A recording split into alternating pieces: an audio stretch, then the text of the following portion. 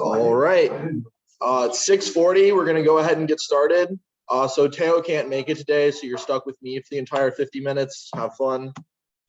So today's lecture is on facing end of action bets. So last lecture, we were looking at thin value situations in the river where we're the ones betting for thin value.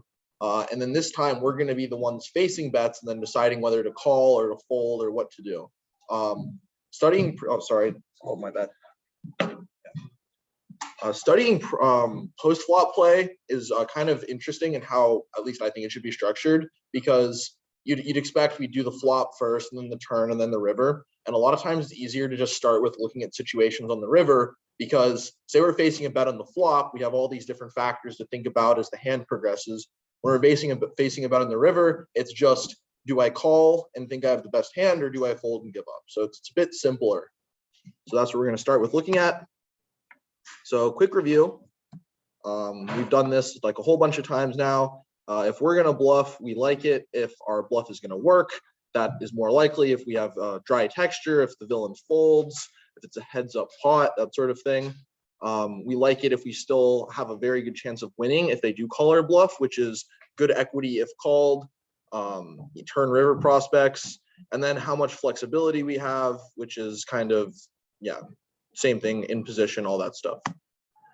When we're deciding whether we want to value bet our own hands, when we're going to decide, this is for thin and thick value, but it's really only a tough decision a lot of times when it's a thin situation. First question, is our hand good enough to get called and be ahead? We can't value bet a hand if it isn't strong enough. If it is strong enough, the next question is, do we need to build the pot, or is the pot already large enough? Does it make sense to try to build the pot here? The next question is, should we slow play? Is Dylan an aggro maniac, or is it just impossible for them to have a good hand? I just had a situation earlier today where it was like exactly the textbook example where I flopped top set, I checked, they caught a pair, and then they went all in with it. So this does work in practice.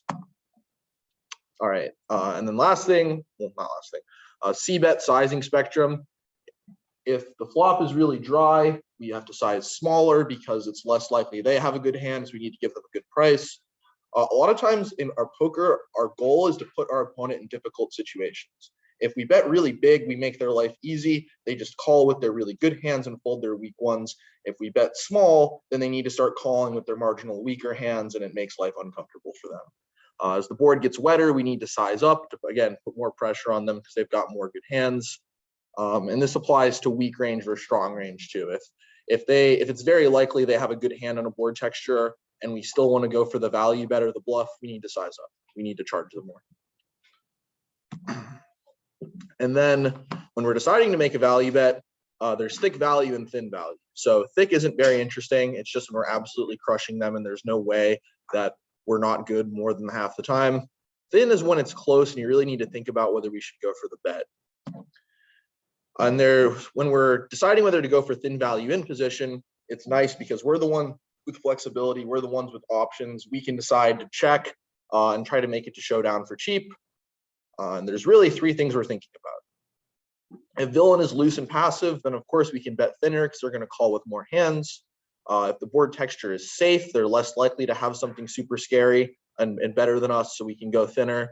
And the third point, which is what really we were focusing on in the lecture, because it's a new thing, is capped versus uncapped range. So if villain is behaving in exactly like a way that they could have a flush, they could have a flush a whole bunch of the time, then their range is uncapped. We need to be careful. But if the line they would take makes absolutely no sense for them to have anything better than like a pair, then we can go thinner if their range is capped. This applies for us too. If our range is uncapped, from their perspective, they're less likely to call, right? If we can have all these crazy monster hands, they're less likely to want to call our bets. But if we are saying, okay, I've got a pair at best or something like that, we can get a lot more calls from marginal hands. Then out of position, there's three lines to think about. Bet folding. It sounds counterintuitive. It seems weird. We're betting and then folding if they raise. This is really good against passive weak players. I'd recommend abusing this strategy at low stakes because these kind of players will call with a wide chunk of garbage and then they'll only raise when they've got something super ultra premium. And so we can get a whole bunch of money this way. We like check calling to catch bluffs. Say a flush draw misses or a straight draw misses. It's a super aggro player. We can just check, let them bluff into us and get their money that way. And then check folding is just when they have too strong of a range for us to bet or call. We can still have a really good hand. And we can still even sometimes call smaller bets where we say, okay, you bet 1/3 pot, I'll see what you have. But in general, it's a situation where we can't call even if our hand is good. Yeah, 2 more review slides, a lot of review today. So elastic versus inelastic range. The idea is fish, especially, are bad at adjusting the bet sizes. They'll call a 1/3 pot bet at the same exact frequency with the same hands. They might call a 2 times pot bet in certain situations. They also are bad at noticing when we change our bet sizes to do different stuff. So a lot of times if we're bluffing against bad players that are in inelastic ranges, we can bluff on the smaller side to try to bluff for cheap, get the folds. And then when we want to get the value, we size up a ton to get value that way. This most commonly will occur, like textbook example, is if the board has like 3 8s or something and a king. Because if they have a king, then they're going to go all in because they're going to say, I've got a full house, I'm crushing here. And if they don't have a full house, they'll just fold. Very last thing, don't try to milk with your value bets. It's a big mistake, and one sometimes I'll even catch myself falling into the trap of. Just bet big, even if they fold over half the time, we're okay with that. When you bet small, you make less money on average, even if it feels better for them to call your 1/20th pot size bet and get that last $5. It's not good. All right, a lot of review. Any questions? Yeah. Is there any time where you should Bet call. If you think that villain is just like a crazy spaz who will just be raising you with all sorts of nonsense, then potentially yes. But you'd also want them to, then it's questionable, should I even bet to begin with? Maybe they're a type that's prone to raising too much as a bluff and you catch them doing that. I've ran into those kind of players before. They raise too much, you can tell they're doing it. So that situation, sure. You can pretty much do anything in poker as long as you have a logical justification for it. These are just like the common 3 things that we're planning to do. And also we can just bet call if we have like the nut flush or something, and we just know that we're good no matter what. All right, so end of action spots. So what does this mean? It's a situation where we face a bet or raise, and if we call, it's the last action, it's the end of action. So this is either we're facing a bet on the river, so we call and we see showdown, or it would put both of us all in, so then we just turn our hands up and then run the cards out. Up until now into the course, with the exception of the section on calling raises, we've been the aggressor, we've been making the bets, we've been raising all of this. So let's switch roles and see what it looks like to be on the other more painful side of things. So here's a first example, whoops. Here's a first example we're going to come back to later in the lecture once we kind of talk through our factors. But we raise with pocket 10s, or no, sorry, we call with pocket 10s. Note we're not going to raise because the hijack has a super strong range. We'd hate it if we raised with our 10s and then they've got jacks or queens or kings or ace king or something and make our life miserable. So we just call. Flop comes. We are still liking life. We got an overpair, but they could still have an overpair. They bet flop, we call. Turn, they bet again, and we're still liking things, but this is a bit uncomfortable, right? They've got aces through jacks that could be crushing us. And what? Okay, you see queen there? I'm not sure what just happened between these slides. There's something wrong with the animation. Ignore the 5, it's queen. I specifically fixed this. I don't know what went wrong here. So queen comes on the river, and then we're stuck with deciding whether to call this huge bet. And this is really uncomfortable. This is the most uncomfortable spot in poker. You're facing a huge bet with a marginal hand, and you're not sure what to do. So that's what we're going to be looking at today. And yeah, ignore the 5. It's supposed to be queen. I don't know why it's doing that. So here is the incorrect thought path that I used to go on all the time myself, and it's what a lot of beginners will fall into, is you're trying to mind read your opponent. They bet really big, so they might think that I might think that they're bluffing and they're trying to get me to call, or maybe it's double reverse psychology and they're trying to bluff me, things like that. They would probably bet smaller if they had a good hand. They're betting so big that it looks like a bluff to me, so I should call. They're trying to push me off the pot. Yeah, it's train wreck, unjustified conclusions. We're trying to soul read somebody. In some situations, if every other factor we look at, we just keep drawing a blank, then you can maybe start trying to look at the soul read at the very, very last, but it shouldn't be what we open with. The very first thought in our mind should be, okay, how much should they bet? How much of the percentage of the time do we need to be right to call? Because if you remember from our section on pot odds, we don't need to win over half the time to call here. When they're betting 2/3 pot like this, we only need to really win like 28% of the time or something to be correct in calling. So the very first thing we always think about in these situations is, okay, how often do I need to be good? If it's a smaller bet, we can call more. If it's a larger bet, we need to start thinking more about other factors. So step one, what's the required equity to call? Remember, we calculate it including their bet. So if they bet 2/3 pot, this is how we get the math that we need to win 29% of the time. I don't know what's wrong with this room. It's like there's a ghost. Does this make sense, the pot odds stuff? Good? Okay. And then the next question is, do I have this much equity on average? So this is one where you cannot do exactly by any way. We're not going to be able to do exact math, but in this hypothetical example, we do. Dylan is bluffing 20% of the time. They're value betting 15% of the time. We have enough equity to call, that sort of thing.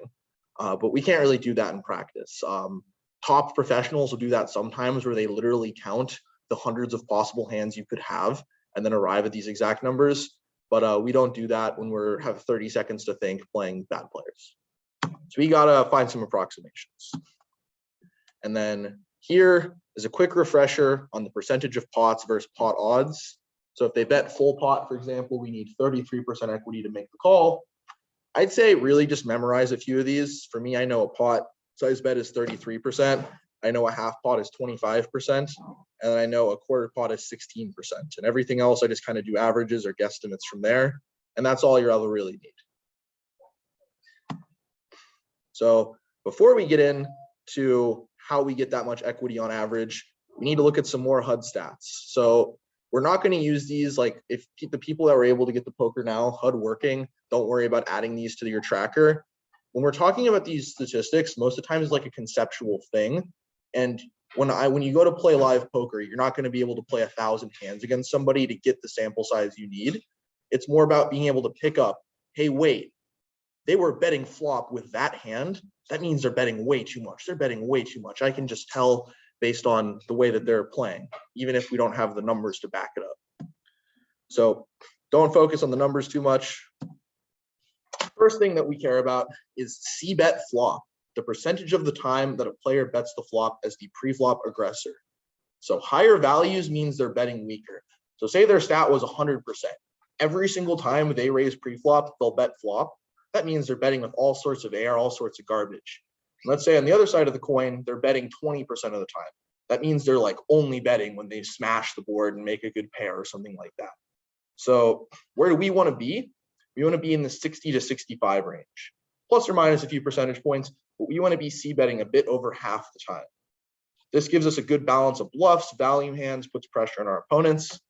And caution, the stat is an average. So there's, if they have let's say they have a c-bet flop of like 80% or something crazy, even higher than on the board. If the board is super wet and there's 5 people seeing the flop, that doesn't mean we can be like, oh, their stats 80%. They're totally BSing here when they bet flop. Like they've probably got something pretty good still. And this is the one that converges the quickest of all the stats we're going to look at, and still takes 300 hands. So this would take like 8+ hours of live poker play to get a good idea, and not going to happen. Next up is c-bet turn, which is the same thing, but for the turn. It's the percentage of the time, if you were the aggressor on the flop, that you bet the turn. Higher values means they're bluffing more. So we want to be in the 50 to 65 range. Notice there's like some more wiggle room here on what we want to be. And caution, interpreting depends massively on c-bet flop. So let's say someone's like a turbo net on the flop and they c-bet 20% of their hands on the flop, or they c-bet 5% of their hands on the flop. And then on the turn, they c-bet 100%. That doesn't mean they're betting too much on the turn. It just means that they're only betting super, super strong hands on the flop. So they're only betting super, super strong hands on the turn, which is just all of their hands. So you can see this when you go to play live poker. If you notice a player has a tendency to just go bet, bet, bet once in a while, then they're probably just only betting their really strong hands. And then c-bet river is exactly the same thing. Yeah. So, and it's same thing as before. If the player gets to the river they only get to the river with really strong hands, of course they're going to bet a bunch in the river. Doesn't mean they're bluffing too much. So yeah. And then we're going to see these numbers today. It's going to be 3 numbers adjacent denoted in brownish. So it's going to be like 60, 65, 63 or something. And that's going to show us their stat at each situation. And remember, we just want to be around 60-ish plus or minus 5, something in that ballpark for each of them. This one is going to take 1,000 hands to get there. So not going to happen in practicality. Yeah.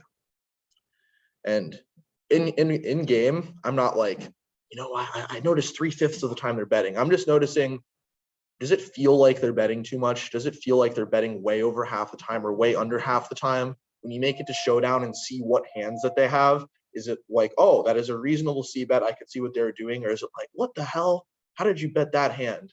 And that's how we really get a gauge for if they're betting too much or too little. And then last statistic for today is 1-win soft flop. So the percentage of the time of player 1 having seen the flop, and it is a great indicator of post-flop aggression and willing to make opponents fold. So this one, the other one I just kind of said like be around 60. This one I specifically included the ranges so you can get a good idea. We really want to be around nearly exactly 50. And if you're just a bit higher or a bit lower, that's like a huge sign of aggression. Like if you're above 55% of the time, that means you're just going crazy. You're just going bet, bet, bet, bet, which isn't good.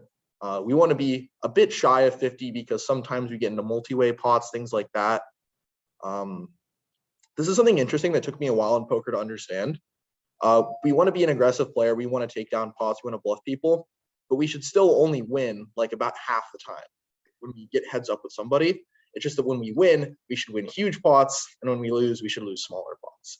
But we still only really want to win half the time unless someone's a huge pushover and we can just run them over and steal the blinds and that sort of thing. So today, we want to see a 1-win soft flop of around 50. If it's much higher, then they're bluffing too much. If it's much lower, then they're a nit and they've only got strong hands when they bet. So questions on the statistics? And this one's going to be in blue for 1-1 soft flop. All right, calculating equity. So this was step 2. Step 1 was, well, how much do we need? And then step 2 was how do we calculate how much we have? There's no way to magically get this number. We don't know what hand they have. So we consider 4 questions when deciding whether to call. So question 1, and it's the first one we ask because it's the most important. Could they be value betting worse hands? If they can be value betting worse hands, it's an easy call or maybe even a raise.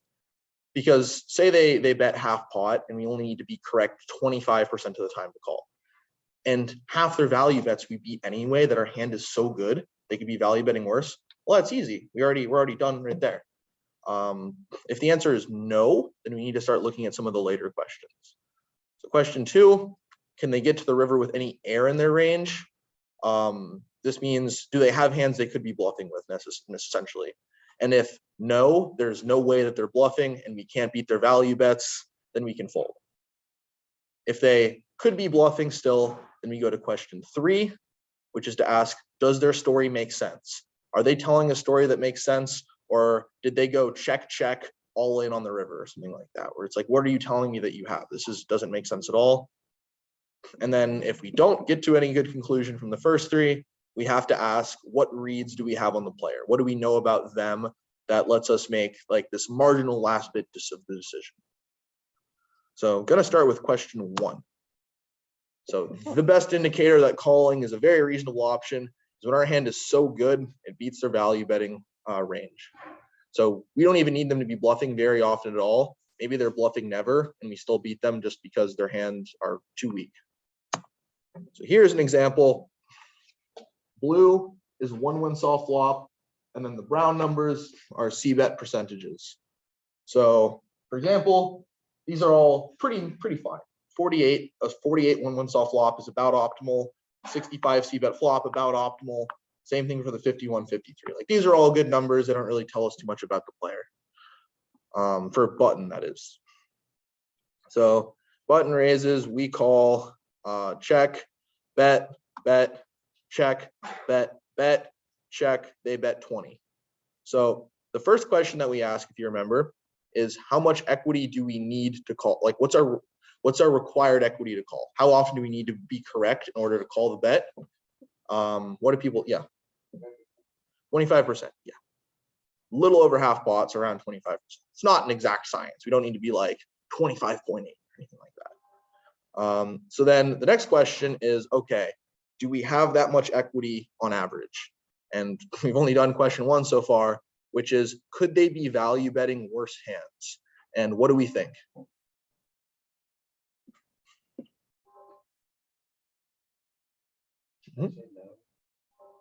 Why do you say no?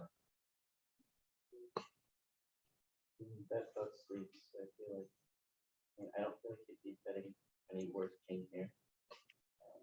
So he bet flop. So if he bets flop with a better king, that has to be like ace, king, king, queen, right? But why would he be betting flop unless it's a bluff? So you'd have to kind of pick up some. Yeah, definitely could be. It's totally possible. But it's also button versus small blind here. So ranges are a bit wider.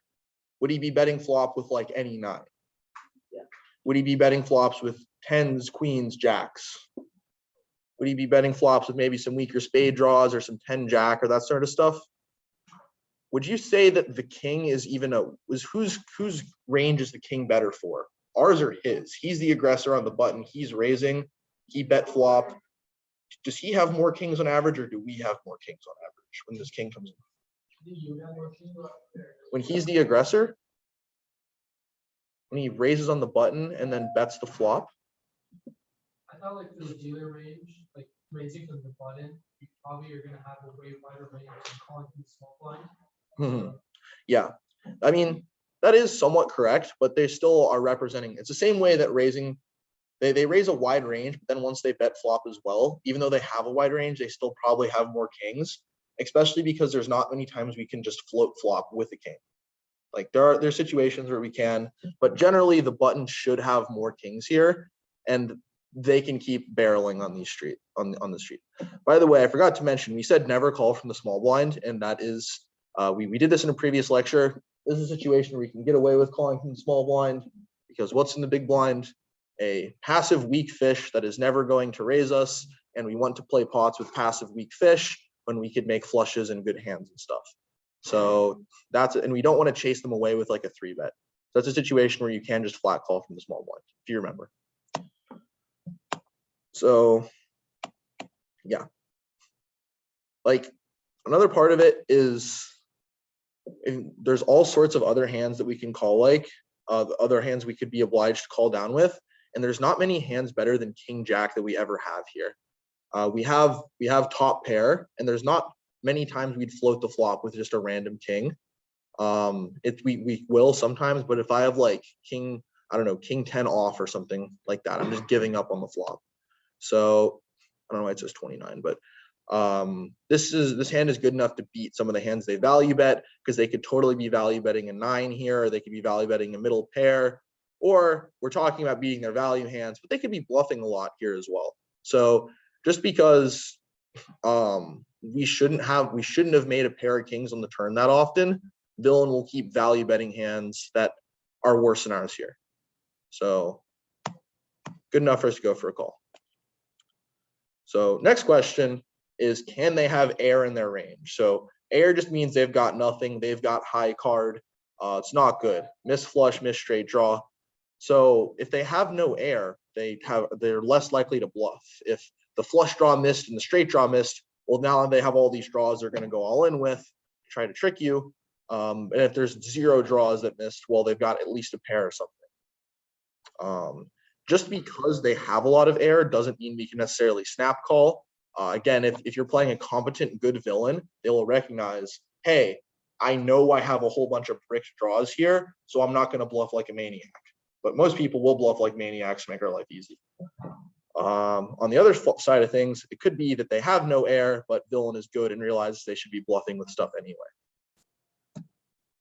So under the gun raises, we call, bet. Then they check turn, we bet, they call, and then the river, they lead out with a bet.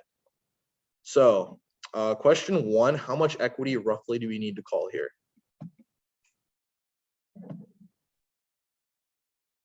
So would you say that's, yeah, 33%.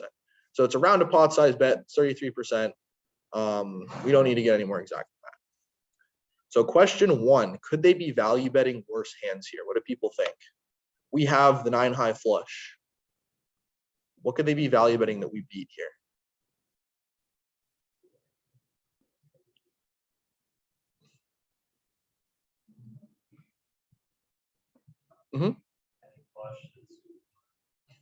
What flushes are lower than a 9? So they could have the 8 of clubs or the 7 of clubs. Would they necessarily be blasting turn with the 8 or 7 river with the 8 or 7 of clubs though? Like the worst flush?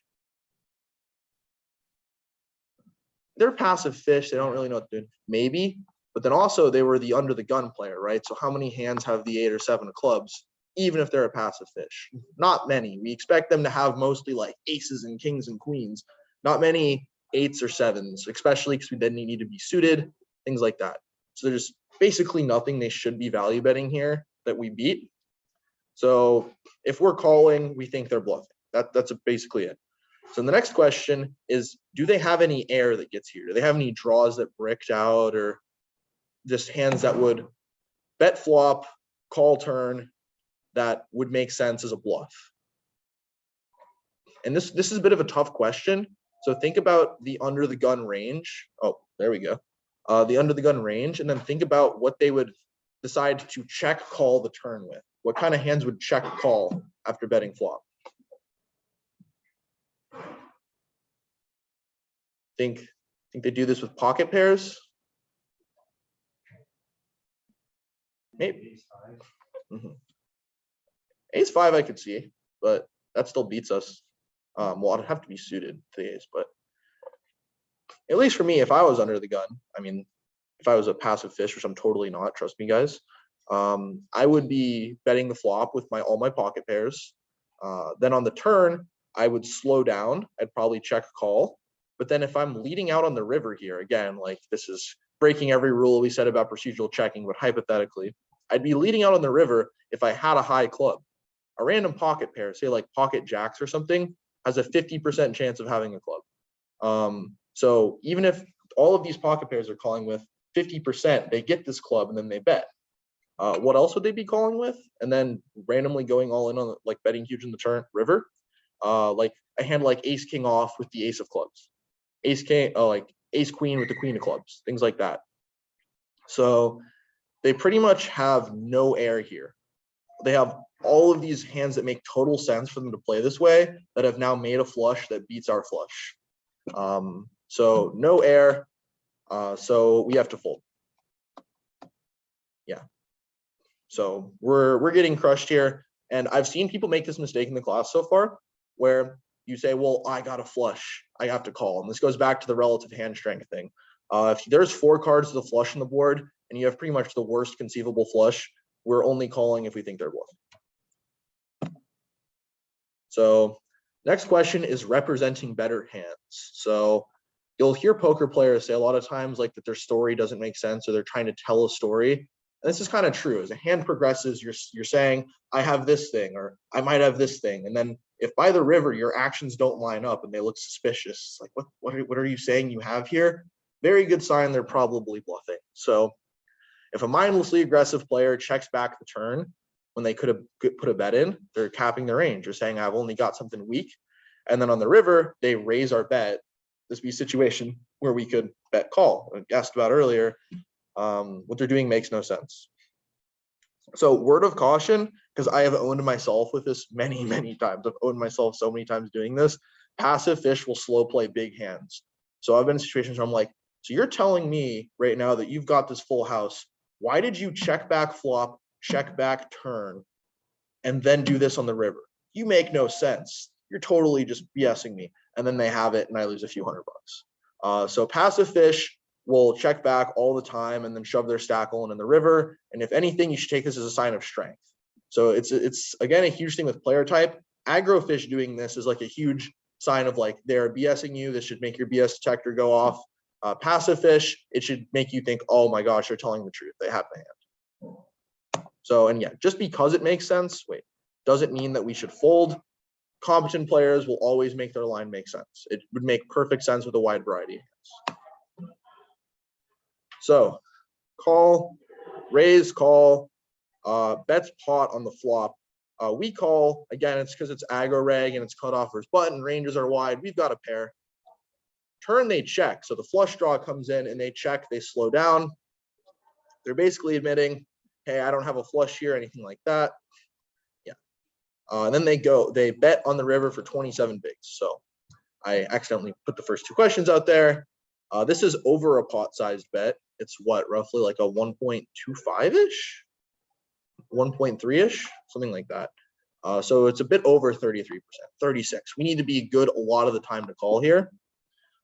Villain value betting worse hands would be absurd, right? We have middle pair on a paired board with a flush draw that came in. Like, what are they betting here that we beat? I'm trying to think here. Literally nothing. So the next question is, can they have air? And I just showed it. What kind of player are we up against? Aggro reg. Does anyone notice anything about the statistics in brown?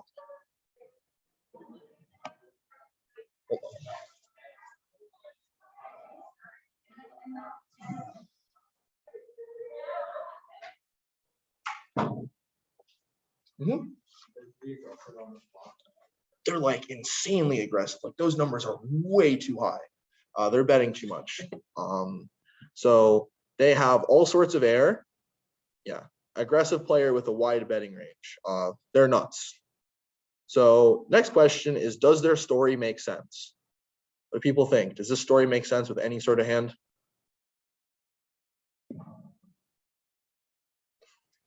I could think maybe if they were like a player that gets way too scared of when the flush comes in, they have pocket jacks or something. Like that's the only thing that I could think of ever making sense here. Or maybe they had, yeah, active aggressive player bets flushes on the turns for value. It could have been possible they're trying to check raise and be sneaky, or they're thinking, oh, I'll check to act like I don't have the flush, let him bluff at it, and then I'll raise. But if you're playing someone who bets like 80% of their hands in the flop and they're just crazy, you shouldn't try to read too much in them being sneaky. They'd be betting if they had anything good. Yeah? Why would they be able to comfortably bet like any of the jacks? Like jacks and It has to go back to sizing, right? So when you pick a bet sizing that makes sense with your whole range typically. If you're betting over pot like this, would you really be doing that with like a marginal jack?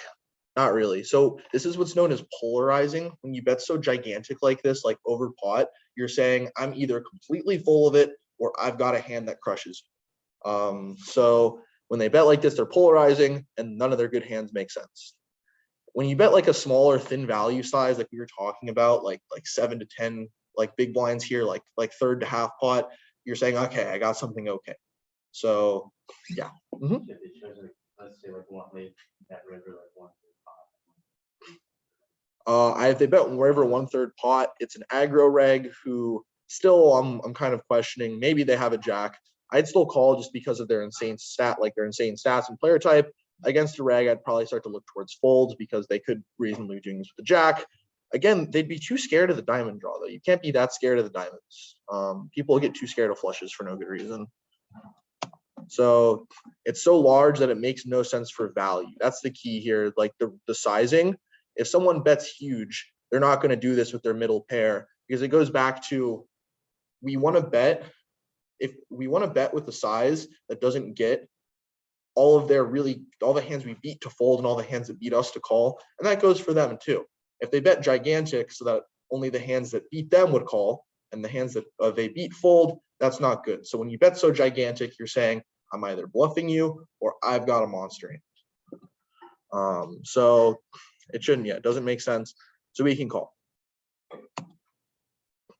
And again, sadly, most of the time, if you're up against a player who's any good, they will not make your life easy answering questions 1 through 3.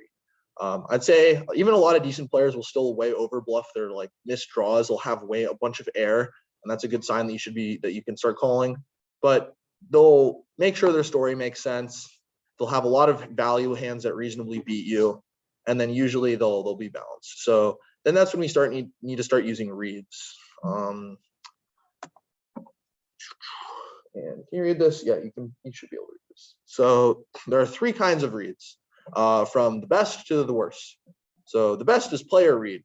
We know something very specific about them. We know they're an aggro fish. We know they're a passive fish. We know that they like to check raise in these situations. We know they like to bet on these board textures. You can get really specific with it. I mean, I've got it down to the point before where I know exactly what hand someone has based on their pre-flop raise size, because they do a certain size with aces and with kings and with queens and that. The next bet is player type read, which is we know, okay, so they are a passive fish and passive fish do this thing, which gives us some more information. And then the last one, which is kind of surprising, probably to most people, I didn't think this was a real thing at first, is population read. So we've played hundreds of hours of 1-2 no limit, and we know at this point that if someone bets all 3 streets in 1-2 no limit, they're not bluffing. Everyone across this playing field, this group of players has this tendency, and we can use that to our advantage.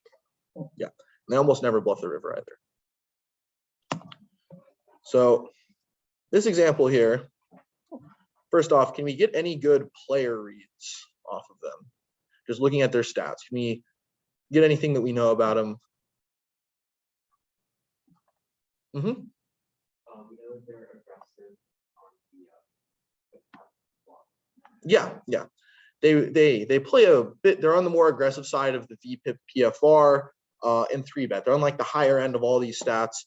And they do c-bet a lot on the flop, and their 1-win soft flop is high. So they tend to be more of an aggressive player. They're still within like a decent range, but they're still c-betting too much on the flop by a good amount. So they raise, we call. Flop comes, we've got top pair, that's great. They bet, we call. Turn comes, okay, they could have a king. They bet, we call. River comes, they bet pot. So now we ask the same questions again. How much equity do you need? About 33%. Could they be value betting worse hands? I mean, not really, right? If they bet close to pot, or they bet 2/3 pot, then 2/3 pot, then pot again, they're not saying they've got a pair of 9s or something like that. They're saying they have some sort of higher pocket pair, or they picked up a king on the turn when they were bluffing flop. So they're not, with all these big bet sizes that have come flop through river, they're saying they could beat us. Maybe a worse queen, but they wouldn't bet pot size, a worse 9, they wouldn't bet pot with these. You're not really gonna ever pot with middle pair. So that's a good thing to know. Next question, do they have air? Can anyone give some examples of air that they might have? spade draw, spade 10. Yeah. Dutch, Yeah, exactly. All sorts of, yeah, there's all sorts of air that missed. And like Drog mentioned, we have this villain tends to be on the more aggressive side of things with their c-betting flop too much. Their 1-1 soft flop is high. They raise a lot. So we could see them bluffing here a good chunk of the time. But next question, does their story make sense? And I think I already gave this away earlier. They could credibly have all of these pocket pairs or some sort of random king that caught us on the turn.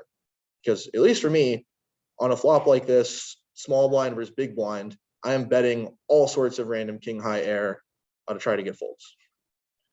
So then the last question, what are our reads? So we said that they're a bit of an aggressive player, which would make us think, hey, maybe they're more likely to be bluffing. But there is another read, which is that at low stakes poker, live 1-2, they don't bluff all 3 streets with such huge bets. It's so crazy for someone to do this. It's very uncommon. Yeah. Weights their bets towards bluffs though. Yeah. shouldn't have many kings after calling the flop bet typically. Yeah. So this does weight us towards a call, but we have to be careful. If we had a worse hand, then we would be more inclined towards folding, probably would go with the fold. But because they're more aggressive, even if it's unlikely that they're bluffing all three streets, we could see them doing it just because they're aggro personality. Now, this is going to take us back into the first example that we did, which step one, always, we need 28% equity.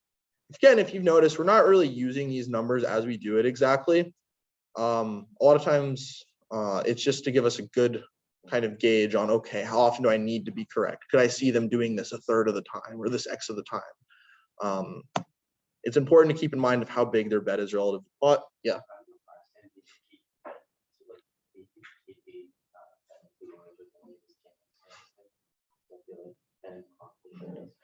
Yeah, you definitely could be. So this is a close situation. I mean, if some people could tell, I forgot for a second what the conclusion of this example is supposed to be on the way I was phrasing it, and I was kind of leaning a bit towards a fold in some regards. So this one could really swing either way.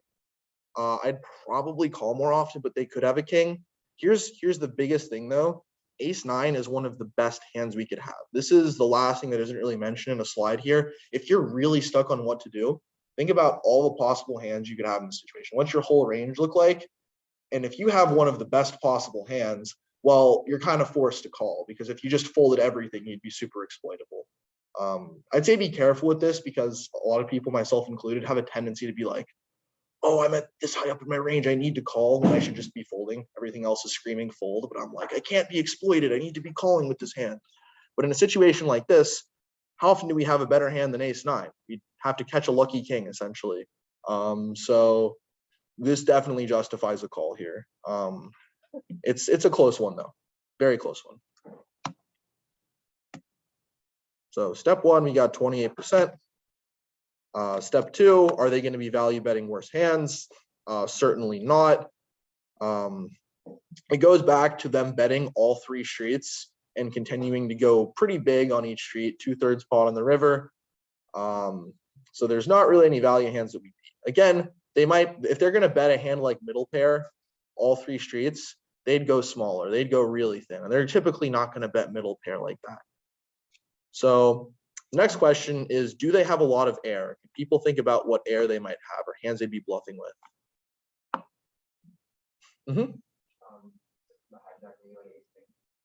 They could have ace king. What other hands would they might be bluffing with on the flop and the turn that now own us?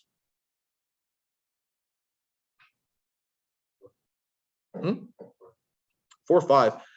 4-5 tends not to be in their hijack opening range. Maybe 4-5 suited once in a while. I could see 4-5 suited, but that's like very specific, right?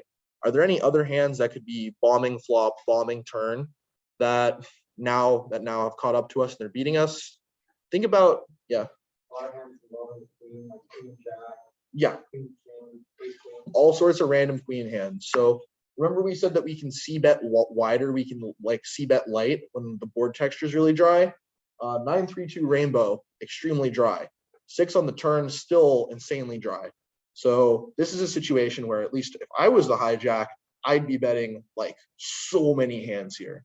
I'd bet my ace queen, I'd bet my But you're supposed to bet lower when it's dry, right? Yeah, you bet a lower size but higher frequency, right?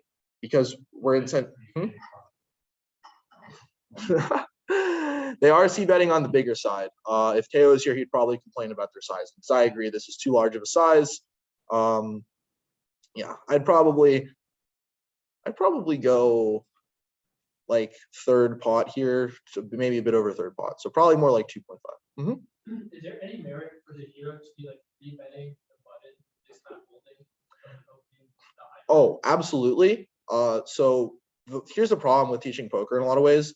If I'm playing a very good, competent opponent in the hijack, like I'm playing someone who's like an 1,000 NL reg, I am not going to be 3-betting pocket tens here. If I am playing a bad live 1-2 opponent, I'm going to be 3-betting pocket tens here every time. So we're going by the statistic and assuming that they're a reg, but yes, in practice, I'm 3-betting this all the time. So the problem is you have to teach people to do things the right way, but then also teach them, okay, so in practice, you break the rules and here's why. So, but yeah, I'd agree. I 3-bet this whole bunch. So yeah, Dylan is not going to be betting these for value, these worse hands, and they've got a whole bunch of bluffs that now have caught us.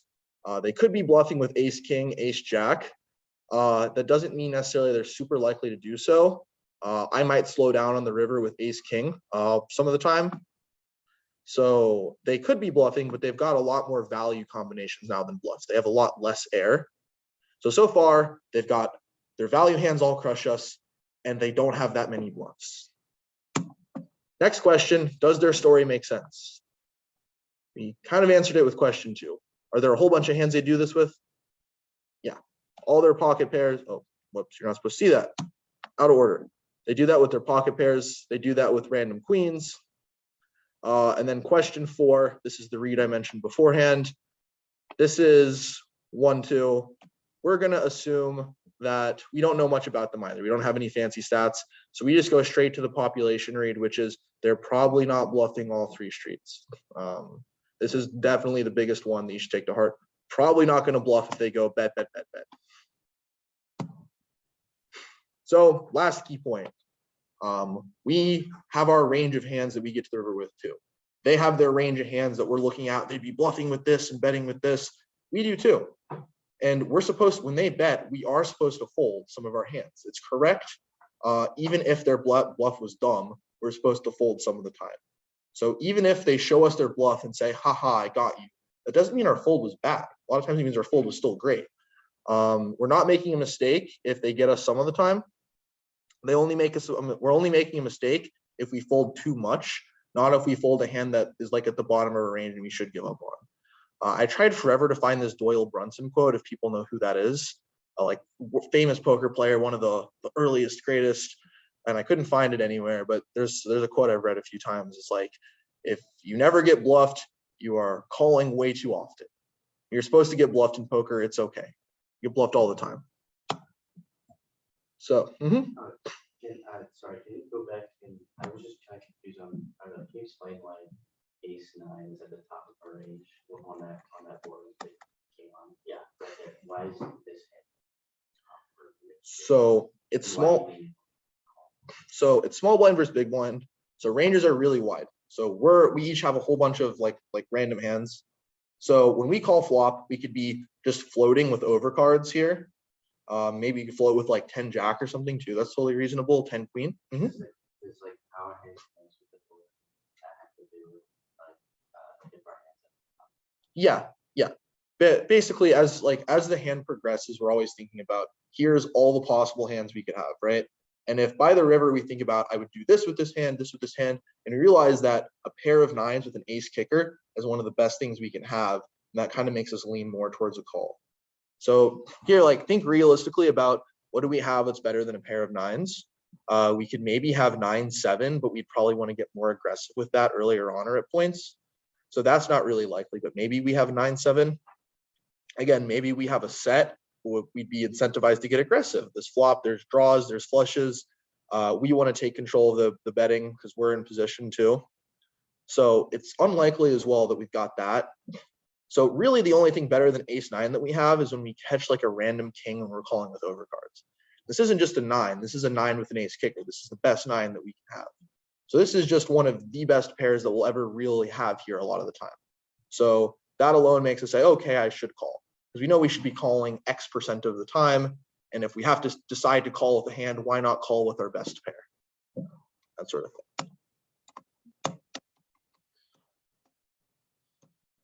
So takes us into today's playing session. So when we're facing an end of action bet, we ask first, okay, how big is their bet relative to the pot? This is like the biggest thing. If they bet small, we can call more. If they bet huge, we have to call less. Can villain be value betting hands that we beat? Do they have a lot of air? There are a lot of bluffs that they could get here with this flush and straight draws. Does their line even make sense for the hand they're telling me they have? They say they have a flush, but why would they have a flush here? And then what reads do we have? I'll say a very good read for this class is it's play money. So people are more likely to be betting like crazy and just going all in with random stuff. So that's a good read for you guys. All right, any questions before we do the playing session? All right. I'll probably post the homework within the next hour. Sorry, I've been behind on doing that. And I'll post all the lectures too.